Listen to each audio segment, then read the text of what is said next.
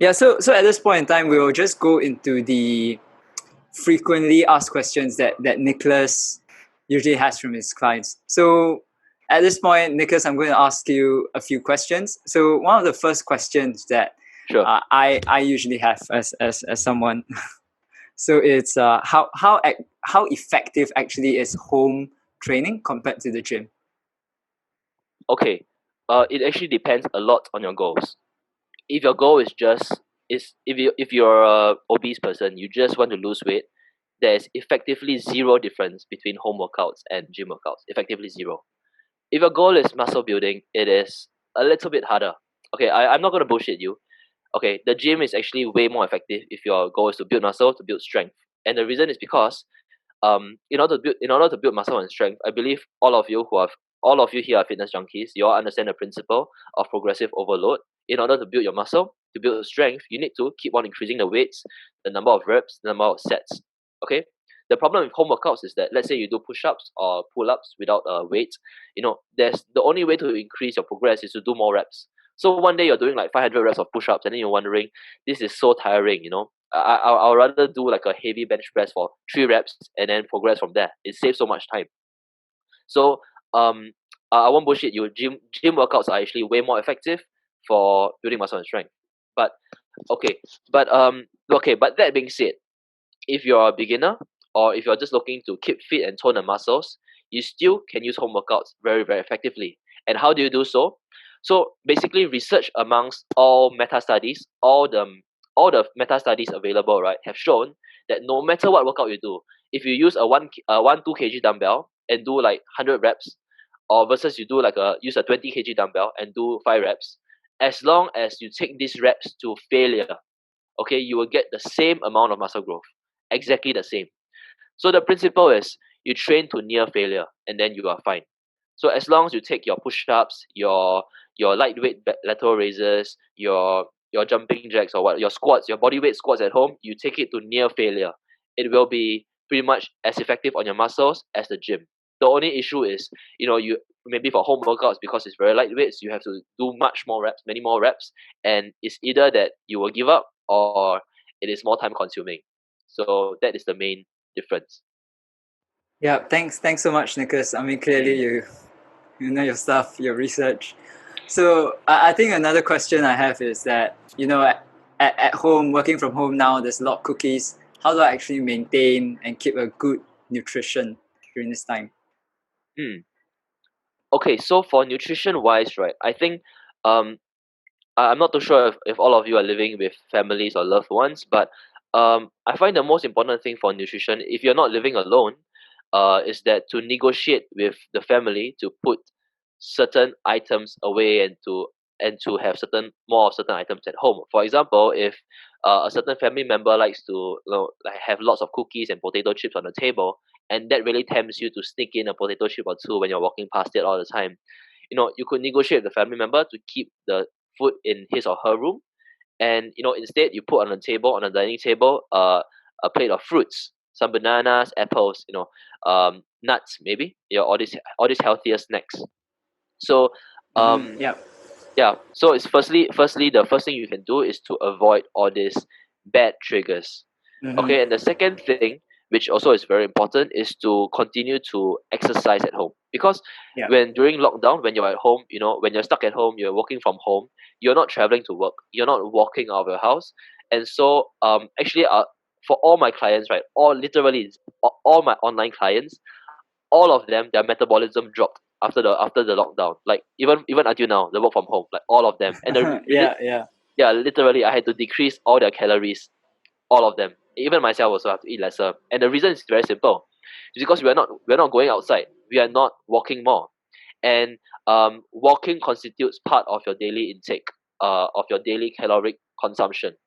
Mm-hmm. Okay, and the fact is that you're not walking to the train, you're not walking to your school, to your Yeah. workplace, you're going to consume Yeah. lesser. So um I think it's very important to get exercise, so to maintain your metabolism, so that when you eat the same amount, you do not gain weight. Okay, so when you're at home, you might think, okay, I'm going to eat the same amount and I'm going to be fine. But the fact is, if you eat the same amount when you're at home and you're working from home, you'll most likely gain weight because you're not moving as much.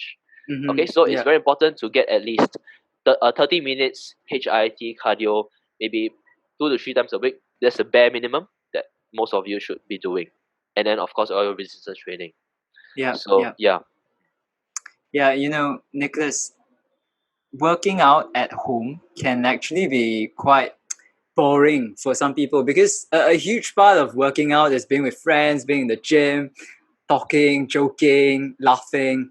And actually, how do you maintain your motivation to train at home? Hmm. Okay, that is a very good question. Um, a lot of people when they start counting calories, they start their fitness journey. At first they are very motivated. Okay, then after a while, after 1 or 2 months, usually that's like usually the breaking point. Like 1 or 2 months, then when people start, and they're like they lose motivation. They say, Nick, how do I continue? So Yeah. I always remind them, okay, what made you want to start in the first place? And they always tell me, oh, because I see this advertisement, I see my favorite Instagram models, they look so good, I want to be like that. You know, it's always about the future. They want to look like that. Okay, so the answer is very very simple. Everyone knows it already. It's basically you need a vision. You need a very very clear goal of what you want. So if you want to be like if you're a female and you want to have like really really toned arms, you want to have a really toned glutes and legs, you got to keep your mind focused on that vision. Or like for guys, you want that six packs or like more muscle, you got to keep yourself really really focused on that vision.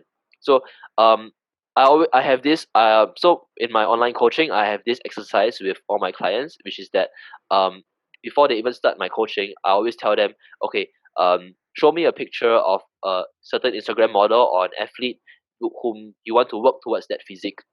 Mm-hmm. And so Yeah. throughout I will always remind them, okay, this is your goal, do not lose sight of that goal. So and it's not even in fact it's not just for fitness in all aspects of life. If you want to be a great entrepreneur, if you want to be a great Yeah. scientist, you have to have a vision. If you want to be like Albert Einstein, you must, you can't just busy yourself in the details of every day, because you will lose sight of that vision. So that is the most important point, I feel, to upkeep the motivation. Yeah. That's Oh, really I got a important. question. Yeah, Sure. yeah, please. Okay, so I think I asked this last time, but I can't remember what the answer was. So it's quite specific to HIIT training when it comes to running intervals. Mm, So last time what you recommended was 30 seconds on and then 30 seconds off for that's right. minimal 12 minutes. And then I was just wondering, right, what happens if you increase the run to say 1 minute and then rest 30 seconds or rest 1 minute?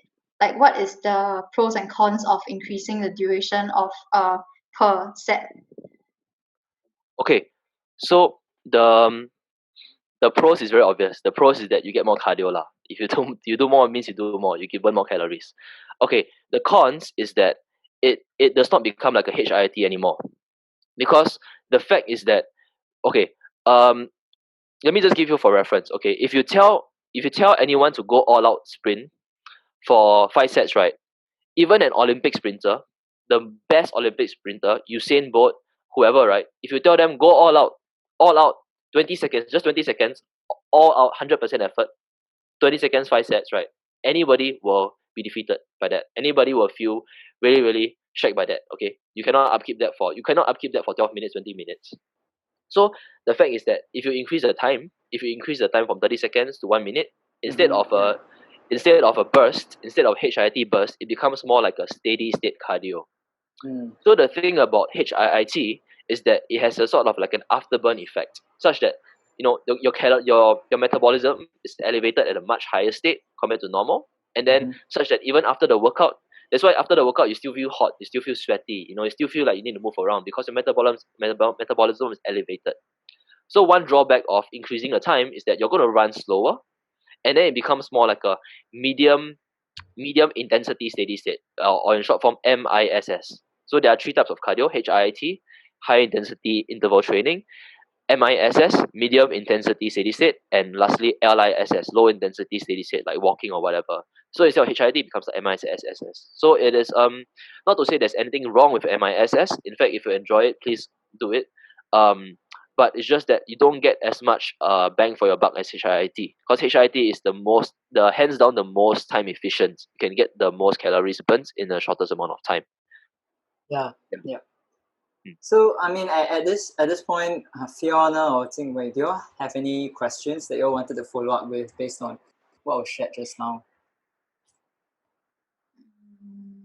No, I'm good. It was mainly the HIIT one that I was curious about because I realized that 30 seconds on is very, very short lah. Then when it comes to training, because I'm not very sure, but I think that could be two aspects of running. One is endurance or stamina, and then one is more of like your cadence lah, like your stride and everything. So if you do HIIT, you're kind of training for your strides, like the last burst of lap, that kind of thing, if you're running for 2.4. Whereas for endurance, you need a steady state and then get used to it. So yeah, I was just wondering where is the fine balance if you're training for something like that. Yeah. Oh, but Xingwei, your 30 seconds, are you going like all out? Because if you're going all out, you should really feel quite shag. Yeah, as in because I'm using a Garmin watch, so I just track using like the heart rate and everything lah. So when I do my 30 seconds burst, it usually goes up to 185 to 190. Okay. Mm. Yeah, yeah. I think for this one you have to go a bit more for intuition. You know, if you feel like it gets the 30 seconds too easy, that means you just have to push yourself already. That means you've already progressed from your previous self already. Oh, okay, can understand. Yeah. Thanks. Sure. So yeah, thanks for that question. So I mean, Nicholas, actually, when people are working out at home, what simple home exercises would be effective? Okay.